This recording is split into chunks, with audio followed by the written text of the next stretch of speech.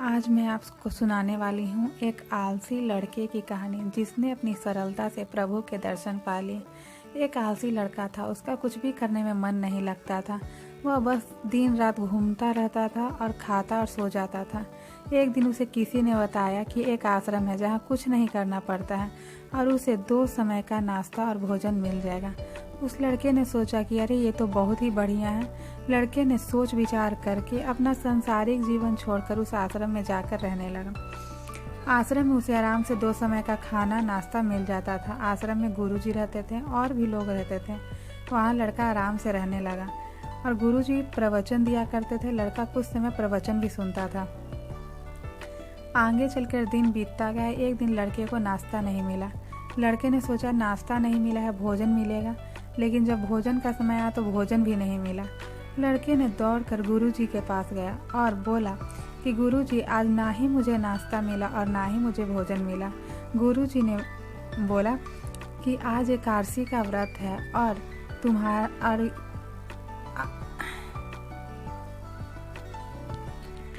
और इस आश्रम में सभी का उपवास है और तुम्हारा भी। इसी कारण आश्रम में आज खाना नहीं बना है।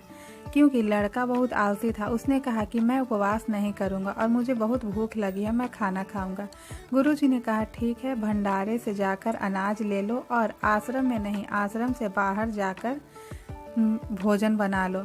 और एक बात याद रखना, भोजन बनाकर पहले प्रभु को भोग लगाना और उसके बाद खुद प्रसाद ग्रहण करना। लड़के ने कहा ठीक, और इतना कहकर वह अनाज लेकर नदी किनारे पहुंच गया। और भोजन जब बनकर तैयार हुआ तो उसने प्रभु को बुलाने लगा और 2-3 बार प्रभु को बुलाया। जब उसने देखा कि प्रभु नहीं है तो वह कहने लगा कि मैं जानता हूँ आपको अच्छा खाना खाने की आदत है और मैं उतना अच्छा खाना बना नहीं पाया, लेकिन जो भी रूखा सूखा है आइए और उसका भोग लगाइए।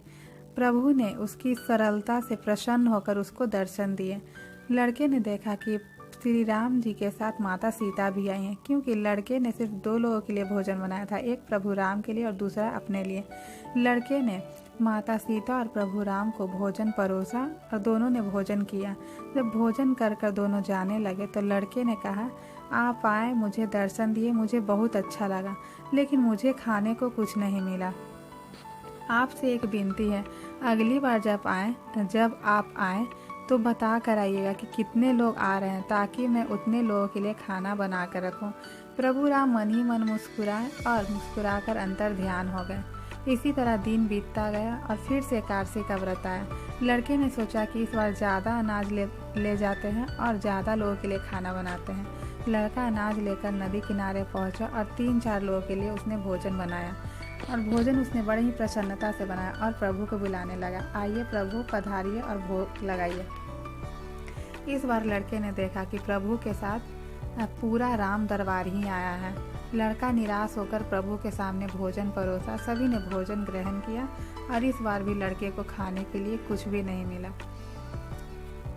इसी तरह दिन बीतता गया। फिर से एकादशी का व्रत आया। इस बार लड़के ने गुरुजी से कहा कि मुझे ज़्यादा अनाज चाहिए। गुरुजी ने सोचा कि कहीं ये अनाज ले जाकर बेच तो नहीं देता है।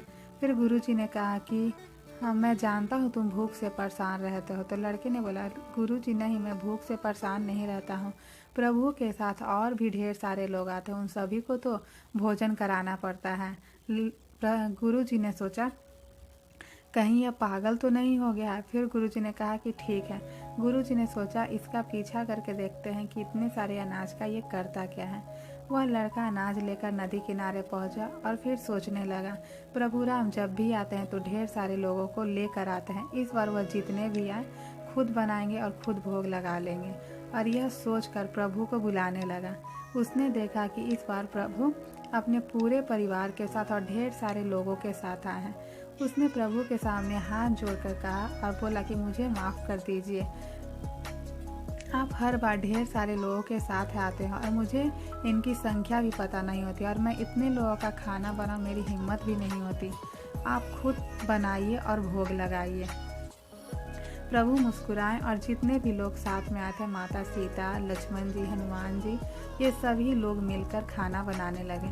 गुरु जी छिपकर सब देख रहे थे और उन्होंने लड़के से आकर बोला कि तुम ये क्या कर रहे हो, तुमने तो भोजन बनाया नहीं और प्रभु को बुला रहे हो।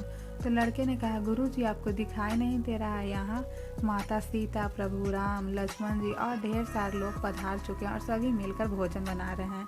गुरुजी ने कहा, तुम पागल हो गए हो। लड़के ने गुस्से से राम जी से बोला कि एक तो आपने मुझे भूखा रखा है और मेरे गुरुजी को दर्शन नहीं दे रहे हैं। राम जी ने कहा कि मैं तुम्हारे गुरु को दर्शन नहीं दूंगा। लड़के ने बोला, क्यों? मेरे गुरुजी तो बहुत महान हैं, ज्ञानी हैं और ज्ञाता हैं। तो राम जी ने बोला कि हाँ, तुम्हारे गुरु ज्ञानी और ज्ञाता हैं, लेकिन तुम्हारी तरह सरल नहीं, उनमें तुम्हारी तरह सरलता नहीं है, मैं उन्हें दर्शन नहीं दूंगा। लड़के ने कहा कि गुरुजी, राम जी कह रहे हैं कि वो आपको दर्शन नहीं देंगे क्योंकि आप मेरी तरह सरल नहीं हैं। गुरुजी की आंखें नम हो गई और वह रोने लगे और बोले कि प्रभु सही कह रहे हैं, मैं तुम्हारी तरह सरल नहीं हूँ, और माफ़ी मांगने लगे। तब प्रभु राम ने गुरु जी को दर्शन दिए। इस कहानी से हमें सीख मिलती है कि जीवन में हम जितने सरल रहेंगे उतने ही हम जीवन में आगे बढ़ते चले जाएंगे। जब आप सरल होते हैं तो खुद भी मुस्कुराते हैं और दूसरों की मुस्कुराहट की वजह भी बनते हैं। अगर आपको मेरा वीडियो अच्छा लगा तो गायत्री गुप्ता मोटिवेशनल चैनल को लाइक, सब्सक्राइब एंड शेयर करें।